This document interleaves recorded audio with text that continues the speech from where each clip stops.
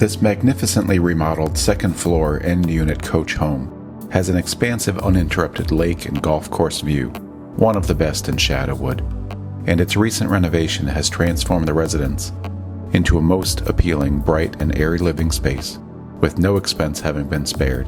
In fact, it shows like new construction.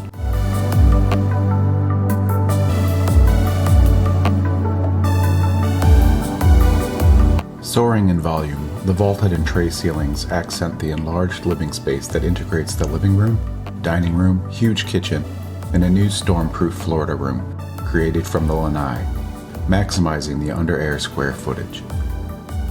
Walls were removed, doors enlarged, crown molding added, lighting enhanced, plus new floors, appliances, cabinets, new countertops, paint, and new plantation shutters. Additionally, the kitchen and bathrooms were completely renovated. In addition to the open-plan living areas, the residence has 2 bedrooms, a large flex room that could be a 3rd bedroom, a den, or even a media room, 2 bathrooms, and a laundry room. The water heater and air handler were both replaced in 2017, and the kitchen has reverse osmosis water treatment and instant-on hot water.